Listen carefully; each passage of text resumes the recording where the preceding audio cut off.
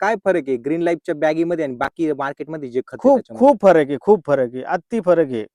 शेतकरी तर म्हणते 4 किलो मध्ये काय रिझल्ट नाही नाही, खूप फरक आहे. जे 4 किलो मध्ये रिझल्ट नाही, ते आता असा रिझल्ट नाही कळणार सर. ते आपल्या याच्यावानी आहे, आपलं देशी दारूवानी 90 वानी गंमत येते. एक वेळेस जोपर्यंत 90 कसं आहे, बाहेरून नुसतं पाणी पाणी दिसतं, पण अंगात पडली तेव्हा माणूस कसा असं तर तर तर तर करतो, तशी गंमत आहे ही. एक वेळेस याला जेव्हा सोडलं तेव्हा मग रिझल्ट कळतं त्याचं की हे काय भानगडी असं म्हणून. म्हणजे कार्बन ग्रीन लाईफ सोडलं पीक सुद्धा तरतर. तर तर करतं ते. हा, पीक सोड असं तडतड करतं ते. एवढे जबरदस्त result आहे. एवढं जबरदस्त रिझल्ट आहे आणि वापरायलाच पाहिजे सगळ्यांनी. चांगली गोष्ट आहे. काही अडचण नाही, रोग नाही.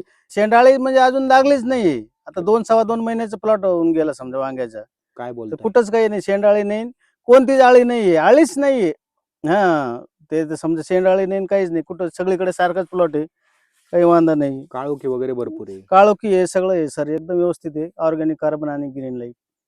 म्हणजे हे दिल्यानंतर रोग येतच नाही. हा, रोग येतच नाही, असं आहे. रोग म्हणजे खाद्य त्याला खूप भेटलं का एवढं रोग येत नाही. खाद्यावरती आहे सगळं रोगाचं.